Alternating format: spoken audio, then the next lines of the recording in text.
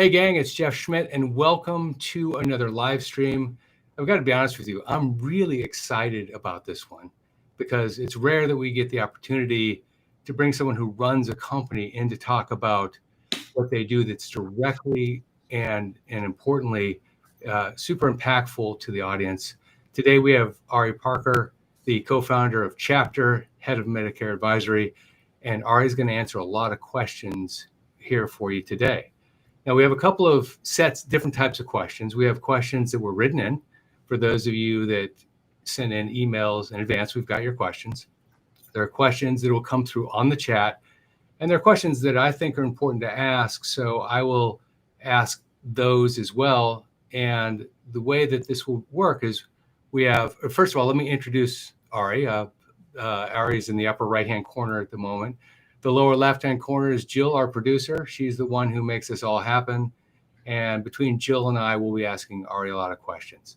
Now, just a couple of housekeeping items before we go.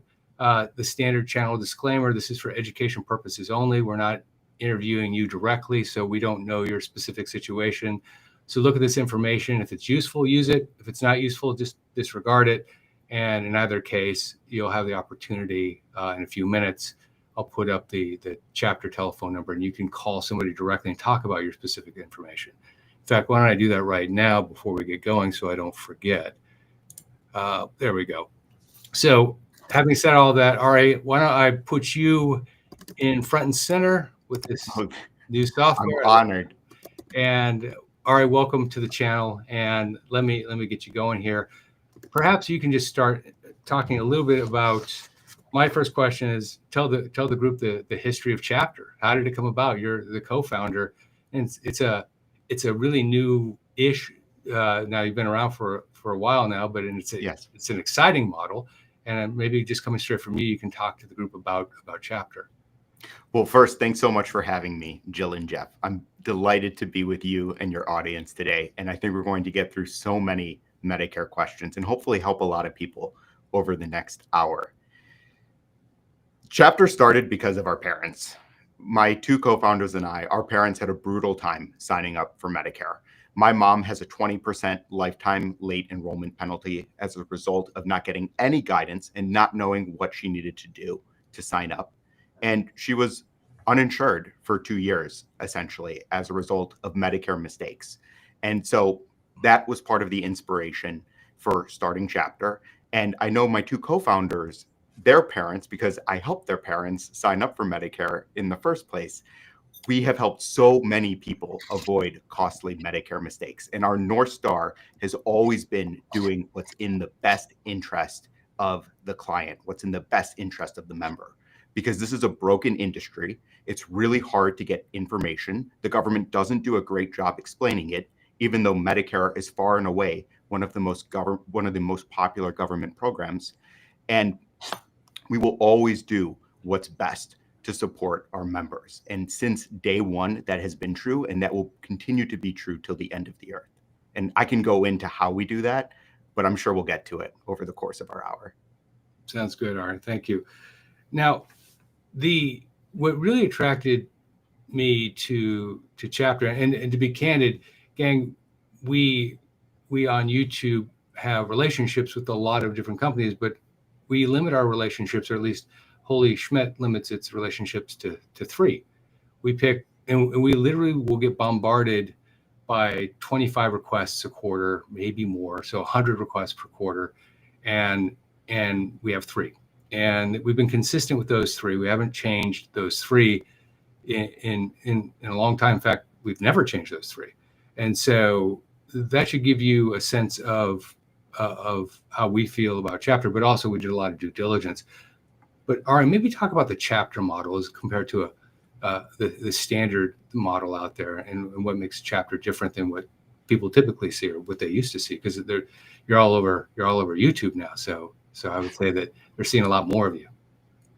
Well, there's dozens of things that make us different. And the best way to see that is with your own eyes and to experience Chapter, or to help if you're an adult child looking to help your parent to experience it. Here, let me start with a few. The first is that we have built a platform that has every insurance company, and every plan offering across the United States at the touch of our advisors' fingertips. And it is sortable based on your 3 Ps. And Geoff, Jill, I know you know the 3 Ps. Let me explain them to your viewers.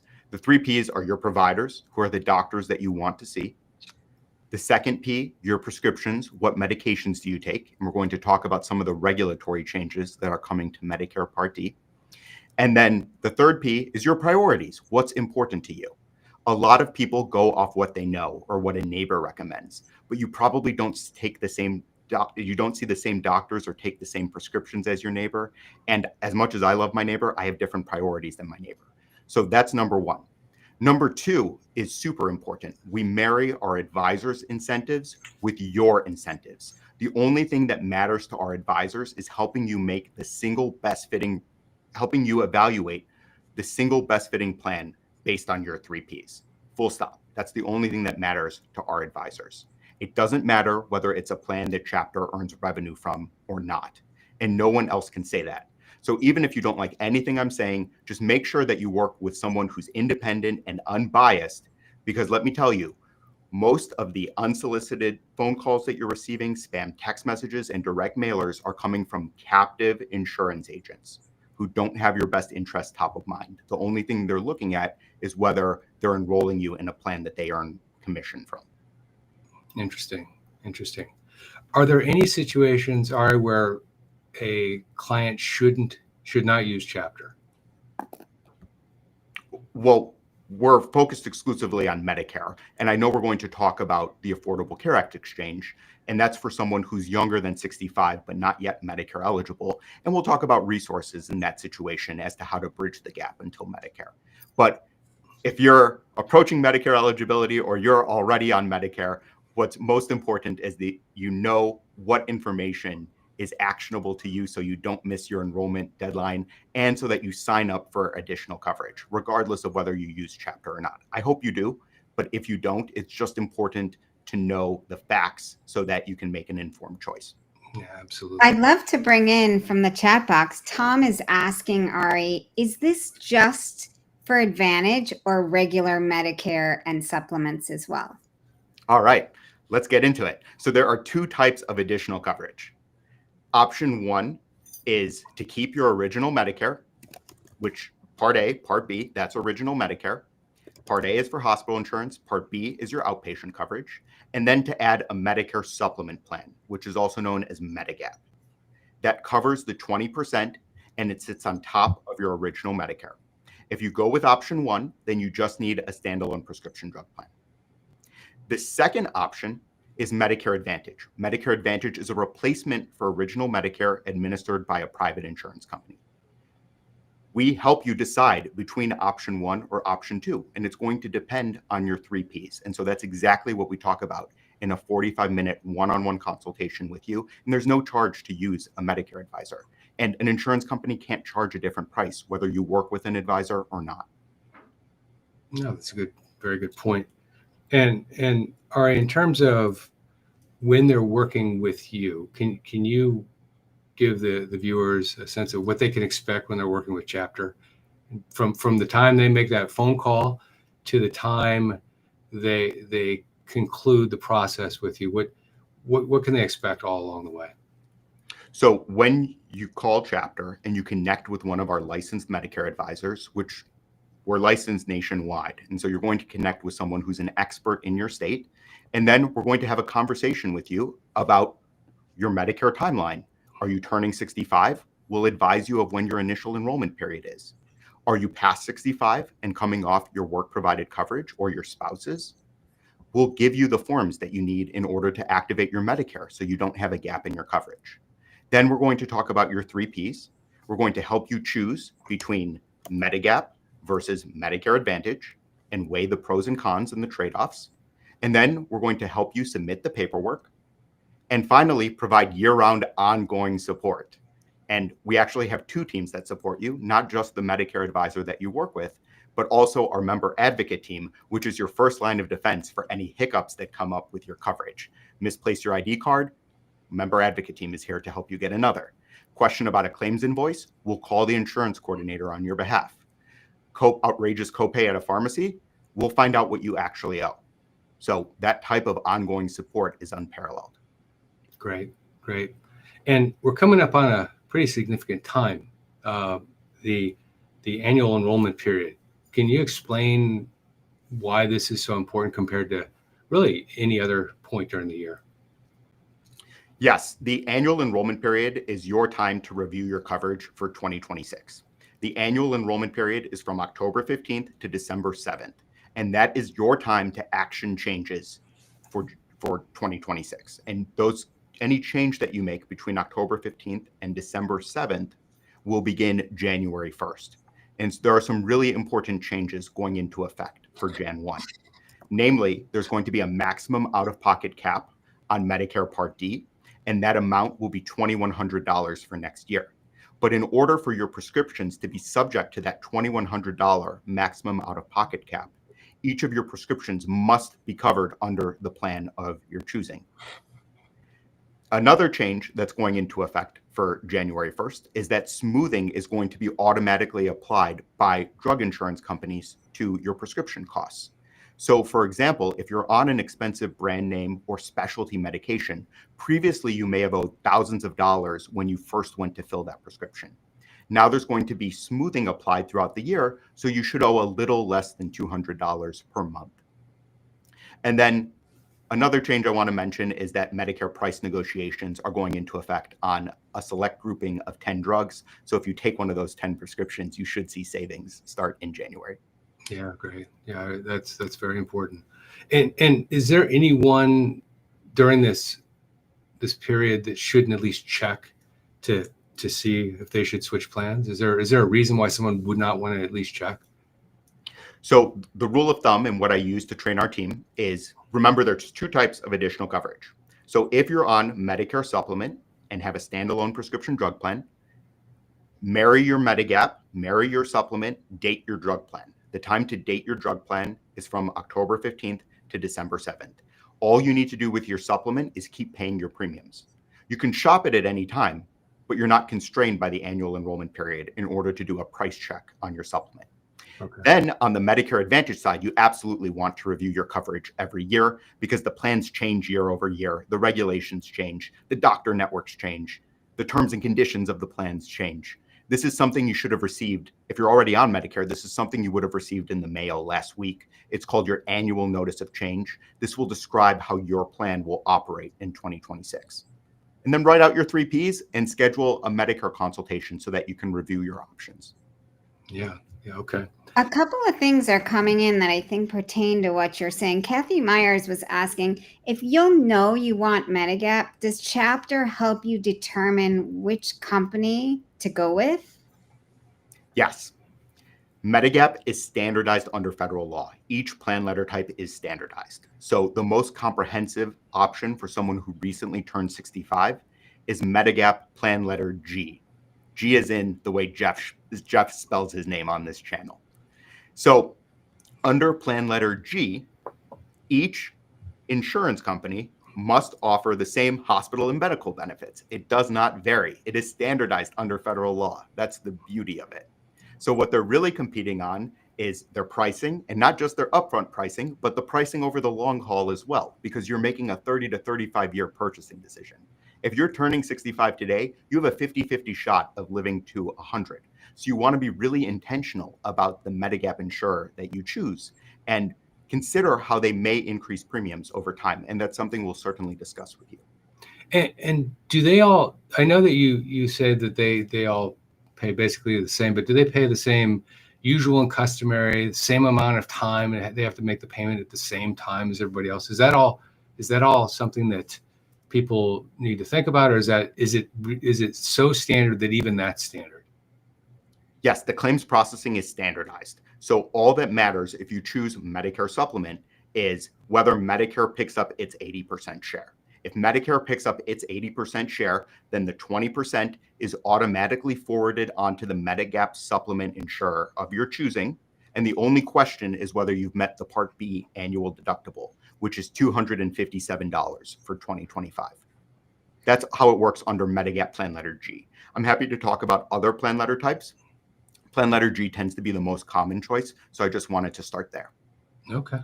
Well, here's a question from Margaret that I think maybe could help address kind of the core mission of Chapter, which is how can I choose a Medicare partner to advise me truly in my best interest? There are many out there saying they're there to help us. Yeah, it's a question of how. How are you making sure that someone has every insurance company and every plan at the touch of their fingertips?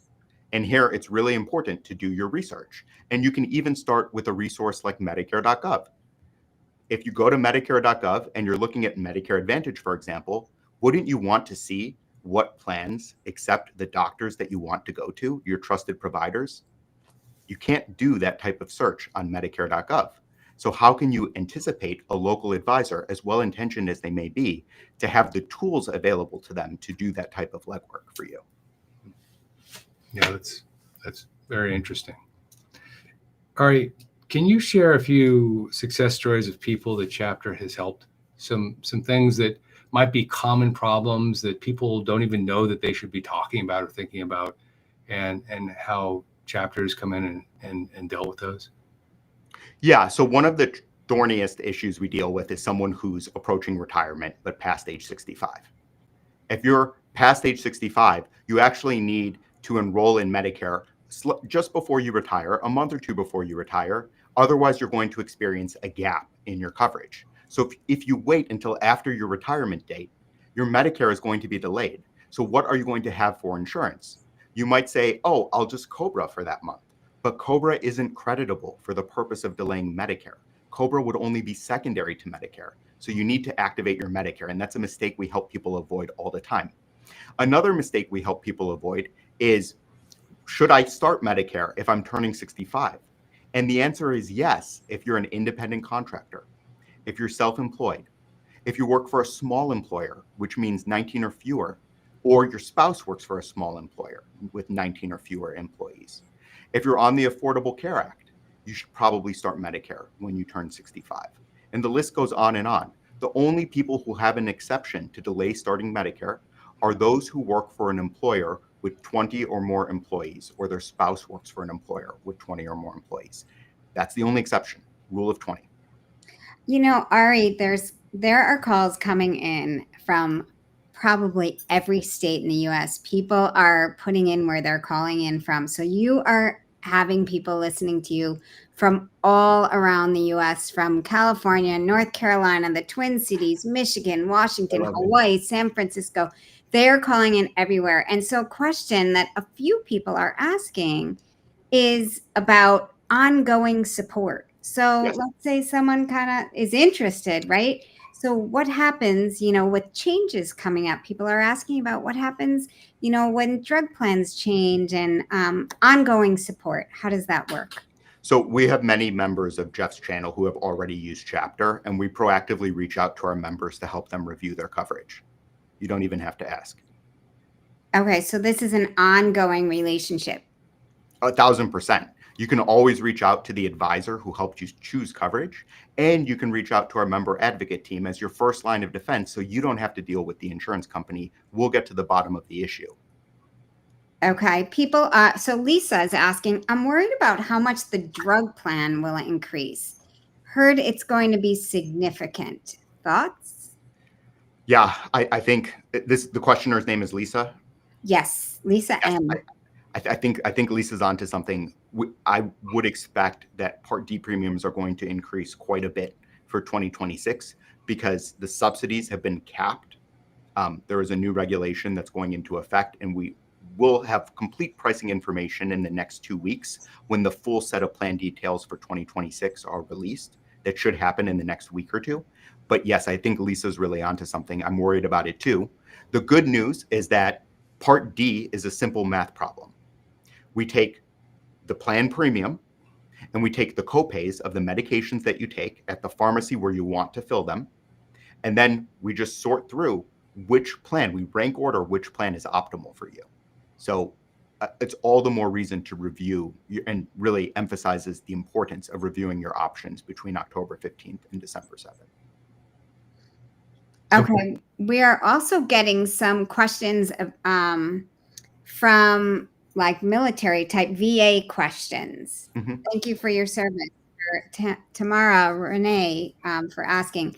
I'm a non-disabled military veteran with VA healthcare. Do I still get Medicare coverage? I would recommend signing up for Medicare if you're a veteran, because what if you don't want to go to the VA? If you don't want to go to the VA and you instead want to see a private provider, then you're going to want to have Medicare so you don't owe 100% out of pocket. However, the VA's drug coverage is excellent, and you can use the VA's drug coverage as your Part D. The VA will provide you with coverage at least as good as what Medicare Part D provides, so you don't have to sign up for drug coverage. I think we're going to get another question about TRICARE for Life. Do you have any questions about TRICARE for Life yet? I do not see one for TRICARE for Life. Okay. Well, maybe we should just put it out there anyway. Yeah. Since we know it's coming. So TRICARE for Life. For it. TRICARE for Life is for retired service members. That means they served our country for 20 years or more. All they need to do is sign up for Medicare Part B. They then get a $0 Medicare Supplement plan from the government and prescription drug coverage. So the only thing that retired service members need to do is sign up for Medicare Part B.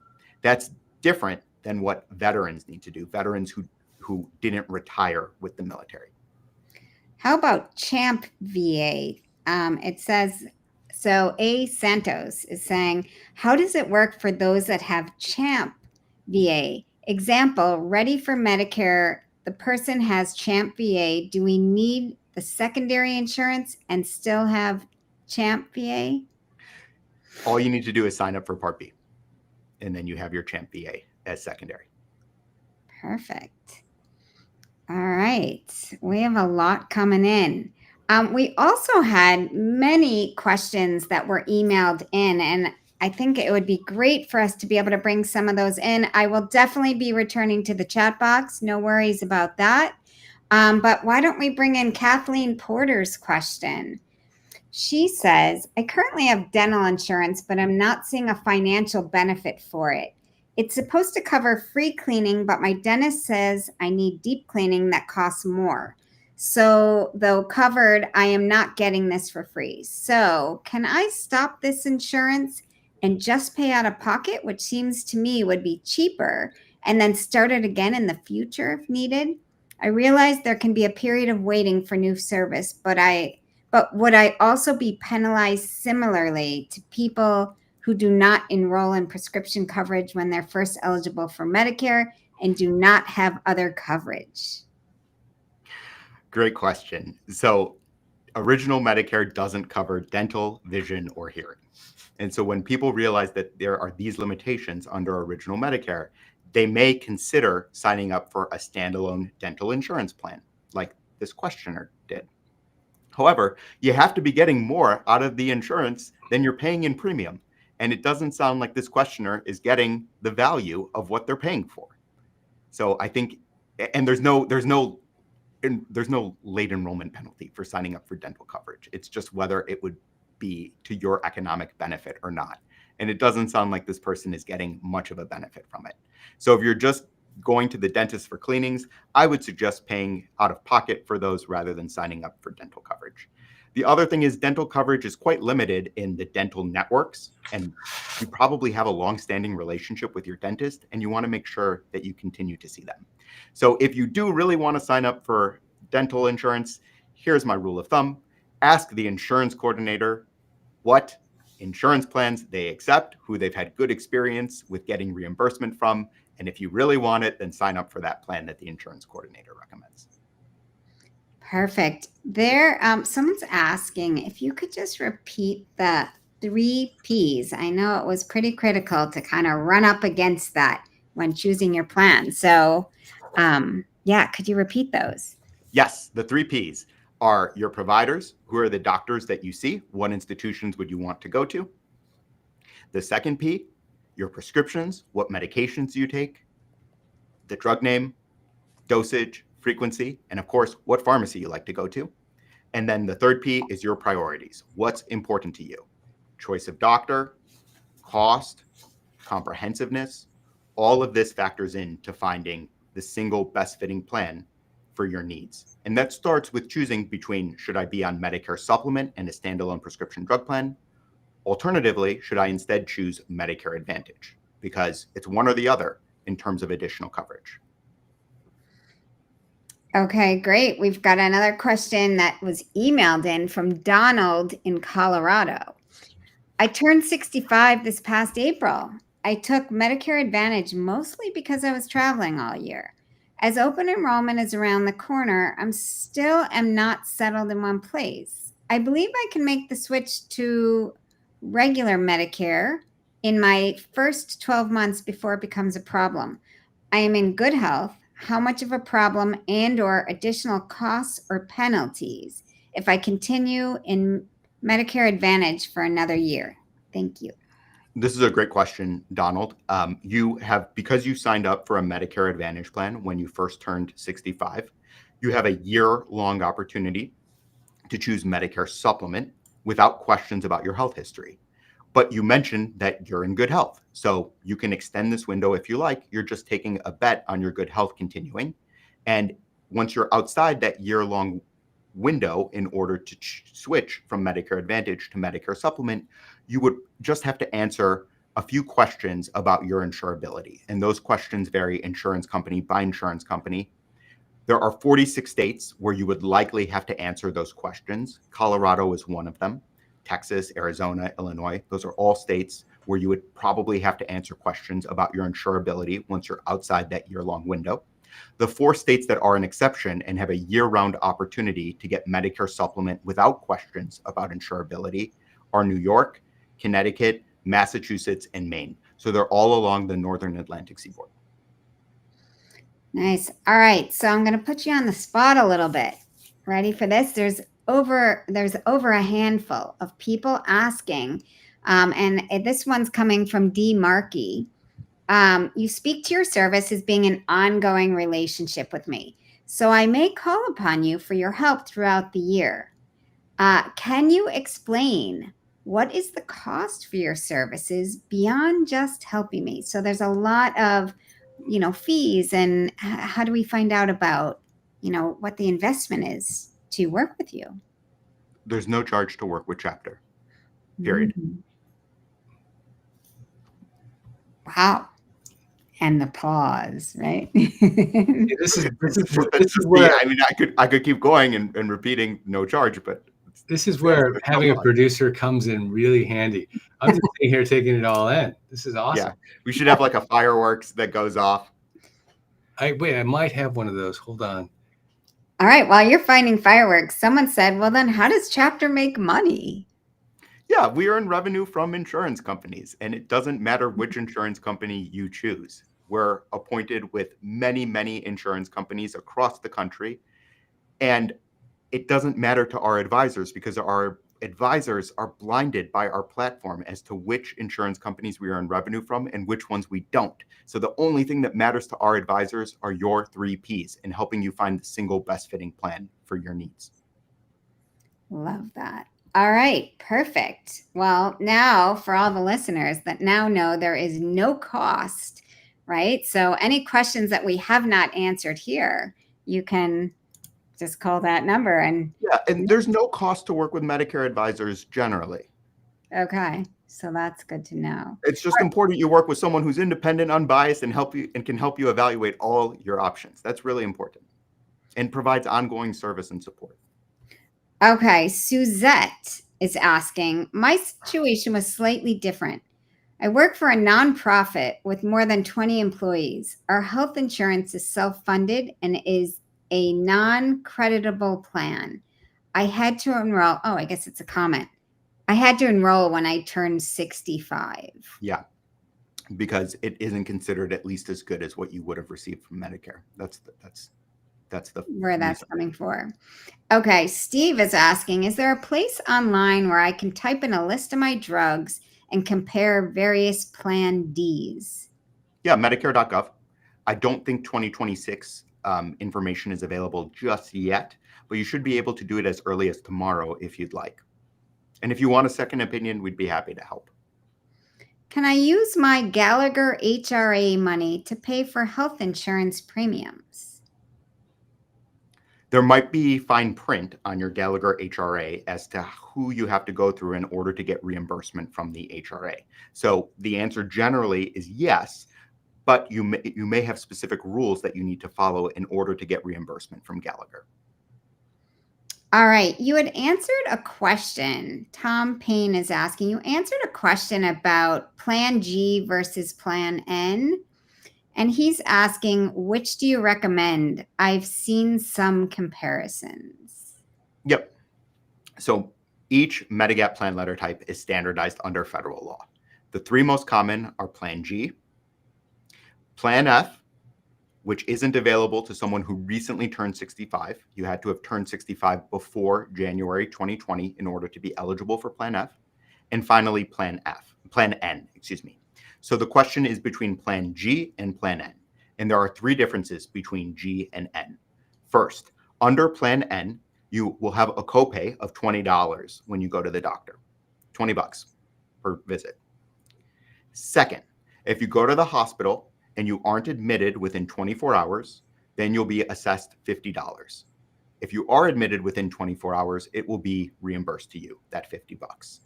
And then the third and final difference between G and N is that under Plan N, a provider is allowed to pass on an excess charge of up to 15% to you. And there are some providers who are notorious for passing on these excess charges. Under Plan G, the insurance company has to eat it. But under Plan N, the insurance company is entitled to pass that along to you. Excess charges are quite rare nationwide, but I did just want to note that because that third thing can really get expensive, the excess charge. All right. Peter is asking, Peter L. My wife's ANOC, I'm not sure if that's a typo or if that's an actual word, from Aetna Advantage states that they will not be available in 2026. She wants to keep her present providers. Can Charter help her find the specific plan she needs? Yes, we can absolutely help. And this is something we're seeing a lot of because of the annual notice of change that you've received in the mail. We're seeing a lot of plan exits on the Medicare Advantage side, and we can absolutely help you shop for the additional coverage of your choosing. Okay, Brian's asking, can I opt out of Medicare B at 65 if I'm going to the VA? Yes, the answer is yes. However, if you change your mind later and you decide to enroll in Medicare Part B, then you may be subject to a Part B late enrollment penalty. Remember, the only people who have an exception to delay signing up for Medicare Part B are those who work for an employer with 20 or more employees, or their spouse does. So just want to weigh the trade-offs here. Most vets choose to sign up for Part B, so they have the option of going outside the VA, or they may not live close to a VA facility and they want to be able to see private providers. Do you provide the same support as Boomer benefits? This is from Just B. We're different than Boomer benefits, and please feel free to do your own research on the differences between us and anyone else.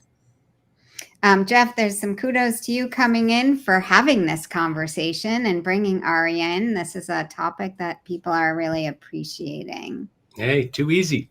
I'm just letting you do all the work, Jill. So Jill's running the show. All right. Well, we have some more questions from that were emailed in. Thank you for sending those in. There are still more in the chat box, but I want to get to some of those emailed ones.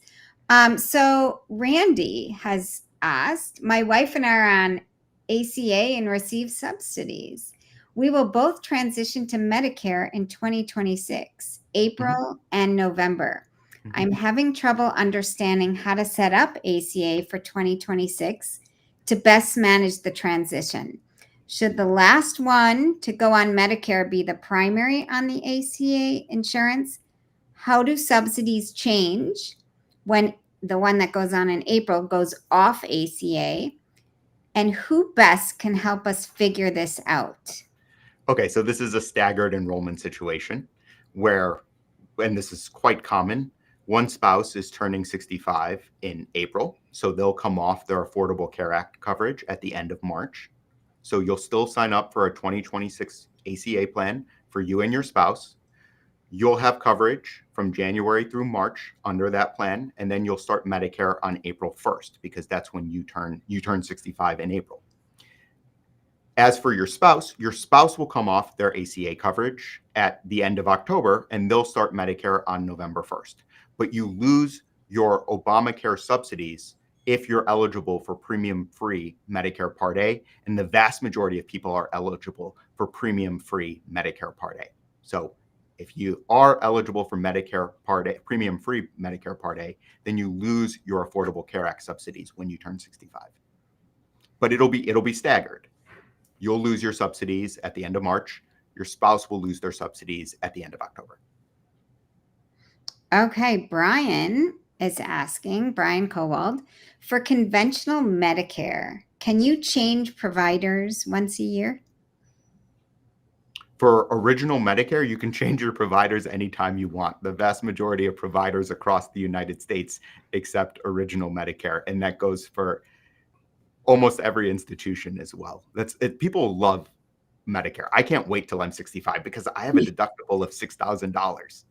Compare that to what my deductible would be under Medicare. My Part B annual deductible would be $257 for this year, 2025, as compared to a $6,000 deductible under my work-provided insurance. So I personally can't wait. Well, I can't say I agree with you. I can definitely wait, but okay. Geoff must have great insurance. Holy Schmidt must have some of the best work-provided insurance then. We do well. We make sure that the coverage we're well covered. Top of the line. All right. Vicky is asking, the screen just changed. Here we go. Can you help us understand the IRMAA surcharge? Yes. IRMAA. So IRMAA is the government's acronym. And don't ask me how they come up with these acronyms, but here's what it stands for. Income Related Monthly Adjustment Amount. It is a wealth tax. Wow. And there are two wealth taxes, one on your Medicare Part B and one on your Medicare Part D. This is based on your tax return from 2 years ago. So for 2025, the government is looking at your 2023 return. If you've had a life-changing event, though, and there are 8 life-changing events that the Social Security Administration spells out, we can help you appeal your IRMAA and instead request that the government look at a more recent year. And we're very successful in helping our clients appeal their IRMAA. And the savings can be super significant. Geoff, you know, it can be $10,000 to $12,000 for a couple if they win their IRMAA appeal per year. Wow, that is significant. All right, Rod Christensen is saying, I turned 65 in April 2026. When do I have to apply for Medicare? January 1st, 2026. As long as you apply in January, February, or March, your Medicare will begin April 1st. As long as your birthday isn't April 1st. If your birthday is on April 1st, then happy April Fool's Day, and you get Medicare a month early. Really, it shifts it up. I'm born on the 1st of the month, so. Oh, okay. And that window up a month. You just get Medicare a month early, which means you get to apply for Medicare a month early too. Well, so Brett Osman, he had sent an email in, similar question. How should I plan for Medicare enrollment so that I have it immediately upon retirement? Mainly timeframes, not plans themselves. For example, say I retire in July of 2026. Yep. How do I assure I have Medicare in July of 2026? Yeah. So in April or May, we help you apply to enroll in Medicare so that, and we spell out to the Social Security Administration that we want your Medicare coverage to begin July 1st. So that way you don't experience a gap in your coverage. And we get all that paperwork to the Social Security Administration 2 to 3 months before. And when I say all that paperwork, I mean the 1-page form that your benefit coordinator needs to fill out. And then we upload that through your online Social Security account portal. It's fast, safe, and secure, and the quickest way to apply for Medicare. So what do you think about, what do people do that have rare diseases? Looking for any suggestions on optimizing Medicare coverage for individuals with rare diseases, such as like needing infusions in the home? Yeah. If you have a chronic or pre-existing condition, then you strongly want to consider choosing Medicare Supplement when you first start Medicare. because in 46 states, you have a one-time opportunity, a golden ticket to sign up for Medicare Supplement without any questions about your health history. And an insurance company can't discriminate against you for your health, and they can't charge you a higher price. But in 46 states, that one-time opportunity is when you first start Medicare.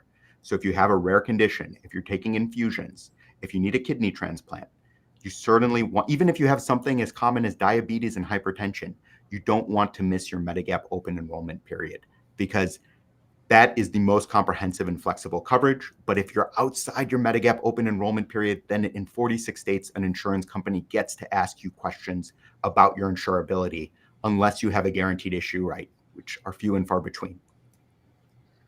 Okay, thank you for that one. And now Brian's asking, give us the bottom line. If one is not worried about premiums, Mm-hmm. do you recommend conventional Medicare over Advantage plans? Yeah, I say that outright in my short book. It's not that complicated.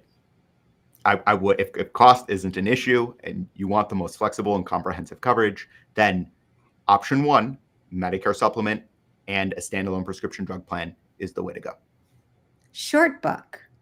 Short, very short. One sitting. So less than 90 minutes. And I finished the book in 2 hours, gang. So if it's something, I was going to get to that, all right, to talk about the book, but maybe this is a good place to jump in and just talk about your book. I have always wanted to write a book. I didn't know that it would be about Medicare, but that's what I'm passionate about. So that's what I wrote on.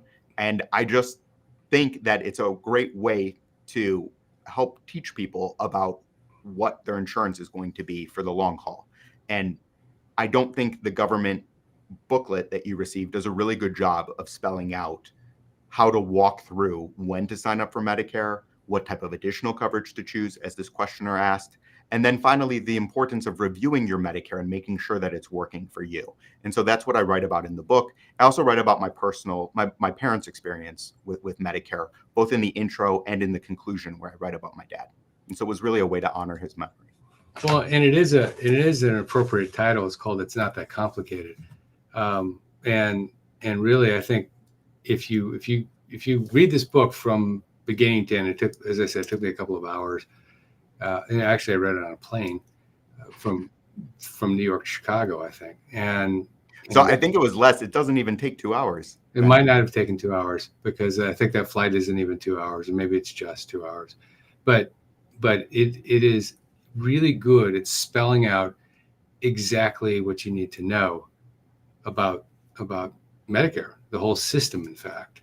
And it's something that it was the first book I ever read on the subject, and I've read many more since then. But it laid the foundation for a very strong base of knowledge. Well, so the key question is then, where can the listeners get their hands on this book? So we're happy to send you a copy of the book. We give it out for free, a PDF copy. If you prefer a hard copy, though, then you can just go to Amazon. It's $9.99. We're not trying to make a profit on it or anything. We're giving it away at cost. So if they want to get that PDF copy, how do they reach out to receive that? You can just email partners@askchapter.com or connect@askchapter.com. Either email will work, and just say you watched the interview on Holy Schmidt or something to that effect, and we'll send you a copy of the book. All right, perfect. Can you just repeat that one more time, where they can contact you for that? Email address? Yeah, let's do connect@askchapter.com. Okay. And there's a comment, I can type it out, but connect@ask, A-S-K, chapter, like the chapter of a book, .com, askchapter.com. And gang, I will put that in the description below, so that if you come back to this later, you'll see the email address. And so if you haven't written it down, don't worry about it. It'll be there, I suspect, within the next couple of hours after the live stream is done processing. Perfect. Thank you for that. All right, we have a lot more questions and only 15 minutes left. Let's keep going. Laurel asks, I understand I will need to stop investing in my HSA account 6 months before I turn 65. Do I need to do this even if I'm going to continue working and will be on a medical plan from my employer? Great question. So you actually, if you're turning 65 and you're planning to continue working, then don't take any part of Medicare so you can continue to max out your HSA contributions. If you were planning to start Medicare at 65, then you would just need to discontinue your HSA contributions the month before you turn 65. Now, if you're working past 65 and you're continuing to max out your HSA contributions, then 6 months before you intend to apply to enroll in Medicare, that's when you should discontinue your HSA contributions, because the government is going to backdate your Part A by up to 6 months if you're past age 65. And I spell this out in the book. So this is the most technical rule that the Social Security Administration has as it relates to Medicare, the rule against making active contributions to an HSA and taking any part of Medicare. So I spend a few pages talking about just this rule and spelling out when you need to discontinue your contributions. But HSAs are great, and you can use any of the funds that you've accrued in your HSA to pay for any qualified medical expense in retirement. The only thing you can't use it for is to pay your Medicare supplement premiums. And sorry, Ari, I'm just going to jump in here. We got 2 more write-in questions that I just want to put up to you. I know that we are starting to run out of time, but I want to make sure that we get those as well. So Jay says, how can I save money on medical insurance if I plan to split time between the U.S. and a foreign country or countries in retirement? Any option to not pay it for a full year of Medicare when I'm living outside the U.S. for half a year or more? The context is I am 3 to 5 years from retirement. I want to split time about 50-50 between the U.S. and a couple of EU countries. Yep. Medicare doesn't apply outside the U.S. with a couple of exceptions. Private health insurance for the EU doesn't apply in the U.S. I'd buy this when I'm living there on a travel or student visa. So they're asking how to manage basically in their Medicare insurance when they're outside of the U.S. Yeah, so this gets very personal quickly, and it's depending on the split between whether they're going to be a full expat, which it sounds like they're not, but instead be 50-50 between the United States and the EU. And in that case, where they're splitting their time 50-50, I think you're certainly going to want Medicare Part B. The standard Part B premium for 2025 is $185 per month. So it's well worth it and probably a lot less expensive than the private options you're purchasing now. Great. Thank you. And then the second question comes from Becky. And she says, my husband and I are currently enrolled in Medicare Part A and B, and have supplemental plans and prescription plans. I recently retired, and we are planning on living part of our year in France under a long stay visitor's visa, and part in the U.S. to see more of the world in our go-go years. Mm-hmm. We will file tax returns in the U.S. as well as in France. We don't know what the duration of time will be for this, but our intent is to continue premiums as is to avoid any penalties for canceling our Medicare programs coverage and then having to re-enroll with them later. We also intend to see our primary care physicians and other specialists when we are in the U.S. We will maintain a mailing address in the U.S. and we'll also have an address in France. Am I correct that we can maintain all current Medicare coverage by paying all premiums due during this time? Yes, but if you're anticipating that your Medicare supplement plan will provide coverage when you're abroad, the answer is that certain Medigap plan letter types only provide coverage for the first 60 days that you're outside the United States. So if you're planning to be in France for several months, it wouldn't cover you for those several months. It would only cover you for the first 60 days that you're outside the US under certain Medigap plan letter types, Plan F, Plan G, Plan N. They all have that foreign travel emergency benefit for the first 60 days that you're outside the United States. Now, there is some fine print here. The first is that first 60 days, not 61 or beyond. And second, it is subject to a lifetime limit of $50,000, which goes a long way, even in Western Europe, which have much less expensive healthcare systems than here in the good old USA. That's a good point. Sorry, I didn't mean to cut you off. I just want to get those 2 in before. No, perfect. And it was good. It brought in that international piece, right? For people that are living abroad, that's important to know. Also, you had mentioned that people can change their providers at any time. But so what's the significance of the annual enrollment period? Why is that important? Well, remember, there's two types of coverage. With one type of coverage, Medicare Supplement, it's flexible. It's flexible. So you can see any doctor who accepts original Medicare and is accepting new patients, or go to any institution for that matter that accepts original Medicare. The other type of coverage, Medicare Advantage, that's subject to a private insurance company's terms and conditions. And here's where we get into the world of network restrictions. Here's where we're in the world of HMOs and PPOs. And we're also in the world of prior authorization. And in 2023 alone, according to the Kaiser Family Foundation, there were over 50 million prior authorization claims. And so the coverage is more restrictive under Medicare Advantage. And this is why it's so important to review your coverage if you've been on Medicare Advantage during the annual enrollment period, which is from October 15th to December 7th. Oh, so this is a very timely conversation.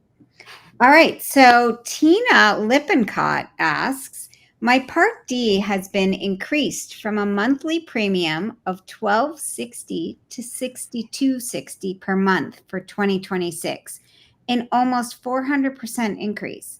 I take no prescription medications. Am I wrong to feel this increase is excessive? That is an enormous increase. And the time for us to shop all your Medicare Part D options is from October 15th to December 7th. You don't take any prescriptions. Let's see if there's a lower cost plan than $62 a month. Carl's asking, is there a difference between Part D versus a standalone plan? So Medicare Part D, there's two ways to get it. Both of them are from a private insurance company. The first option, if you choose Medicare Supplement, then you want to add a standalone prescription drug plan, unless you have coverage at least as good as what Medicare Part D would provide. So, for example, someone who's a veteran or a retired service member would have coverage at least as good as what Medicare Part D would provide. The second option is to choose a Medicare Advantage prescription drug plan, which is all in one and would include prescriptions. So those are the two ways to get Medicare Part D covered, either standalone Part D plan or bundled through a Medicare Advantage prescription drug plan. But it comes from a private insurance company. Medicare Part D doesn't come from the government like your Part A or Part B. Okay, Amy is asking, if I plan to travel during the year to see out-of-state family or just take an extended vacation in the U.S., wouldn't it be best to take standard Medicare or guaranteed coverage? Absolutely. Yes. If you travel a lot throughout the United States, if you own an RV and you love to be on the road, if you want to have a second opinion in a different state. For example, I live in Arizona, but if I developed, heavens forbid, a cancer, for example, I would probably want to go to MD Anderson, which is the nation's leading cancer research institute. But that's in Houston, Texas. So if you want the option to go to the provider you want to see when you want to see them, then Medicare Supplement is probably for you as long as the costs are tolerable. Okay. Rick is asking, after enrollment in Part B, you have 6 months to apply for Medigap, GN, etc., without underwriting. Do you also have a 6-month window to apply for Plan D as well? The enrollment deadlines are a little different from Medicare Part D. It's actually 63 days from when you should have signed up for a Medicare prescription drug plan. This is a really important point. Even though you have a 6-month window in order to choose Medicare Supplement in 46 states without questions about your insurability, for Medicare Part D, your enrollment deadline is actually earlier. It's 63 days from when you should have signed up for drug coverage, unless you have drug coverage at least as good as what you would have received from Medicare. Okay, so now we have an HSA drop question. If you're going to go, it just moved. Okay. HSA, so this is a health savings account question. Yes. If you are going to go on Medicare and you contribute to your HSA at the first of the year in a full lump sum, can you still contribute the max HSA on January 1 or only half? So It's the number of months you were eligible to contribute for. So if you know that you're starting Medicare midway through the year, then you're only allowed to contribute for those months where you would have been eligible and not have had Part A. So there's a timing element here. And I would not make the full contribution if you're planning to start Medicare at any point during the year. Instead, we have a simple arithmetic problem to figure out, depending on what month you're starting Medicare. Another HSA question from Gary. I turned 65 in April and have a high deductible with HSA. I plan on retiring June 1st, 2026. What penalty will I incur on my HSA contributions from my 65th birthday until June 1st? I would discontinue contributions no later than today, basically, because if you're past age 65, the government is going to backdate your Part A by up to 6 months. And from that point forward, you are no longer entitled to make contributions to your HSA. If you don't do this, then it's a headache. It's a headache to deal with. Your options are pretty bad. You can reach out to your benefit coordinator and ask them to unwind the excess contribution. It's difficult for them to do, even if they're willing to. The second option is you can refile your taxes, which is also a pain. Or the third thing is you can count your HSA contribution as earned income, and that's also a pain, or pay a federal excise penalty of 6%.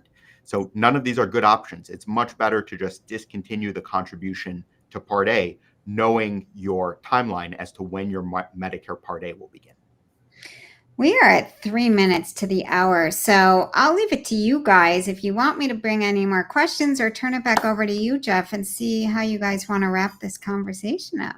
That was the easiest live stream I've ever hosted, so that's awesome. Thank you, Jill. Ari, thank you very much. I've got to say, I've been looking forward to this for months, and my schedule just didn't allow for it. Ari's schedule didn't allow for it. We were able to finally get it done here now, and it's actually really great timing, because in just 15 days, the AEP starts, and we are really close. Now, between now and then, I know that the chapter is already getting a lot of flow, a lot of incoming phone calls. Nobody needs to, I just want to make sure that everybody knows this. Nobody needs to wait until the 15th of October to call in. They can start calling in now. Just confirm that with you, Ari, and really get set up for any questions. If people want to discuss their 2026 plan options, they can call as early as tomorrow, October 1st. Yeah. In order to action those changes, we can do that from October 15th to December 7th. That's a good point. So, gang, in terms of next steps, starting tomorrow, you can call that number on the screen, 440-703-1224, and you can get in the queue. I know just from the people I've talked to that the chapter is super reactive, and they make sure that you're treated really, really well. So when I say get in the queue, that's the digital queue, not a real queue. They'll be on it. But no, you're going to talk to a trained, licensed Medicare advisor. Yeah, exactly. So queue doesn't mean queue. It just means you want to get in and just get things started as soon as you can, starting tomorrow anyway. But they can't do anything. The company can't do anything until April 15th. Well, October 5th. We can't action the changes until October 15th. I keep saying April 15th because I'm thinking about taxes. Hold on a second. That's only if they're already on Medicare. So lots of the questioners were approaching Medicare eligibility within the next 6 months, or they're planning to retire before the end of the year. We can help you now if that's your circumstance. That's different than those who are already on Medicare. If you're already on Medicare, you can call us as early as October 1st, and then we'll help you action changes between October 15th and December 7th. Absolutely. Not April 15th. I've got taxes on my mind, like a lot of people. October 15th. Well, let me wrap it up with this. Thank you, Ari, very much for your time. And I know that the group got a lot out of this. I got a lot out of this. This was great. And we'd like to invite you back to the channel sometime to do another live stream at some point in the future. But for those of you that have questions, the number's on the screen. Feel free to give the gang a chapter a call. And I think with that, we are probably done. Unless, Jill, you have anything else, or Ari, you have anything else? I just want to throw in there's a lot of love being sent in the chat box. So Oh, thank you that's so really much, sweet. Ari, for what you brought, and Geoff, for you to host Ari, for the great content. This is a really big and popular topic. People really are appreciating all of it. So thank you so much. And gang, thank you for staying up to be with us this evening. And I will see you starting next week, at least weekly on Tuesdays at 7 p.m. And we'll see how we go after that. But I want to keep a live stream going weekly from this point forward. So with that, I think that's a wrap. So thanks, everybody. Thanks, Ari. Thanks, Jill. And I'm going to end the stream now.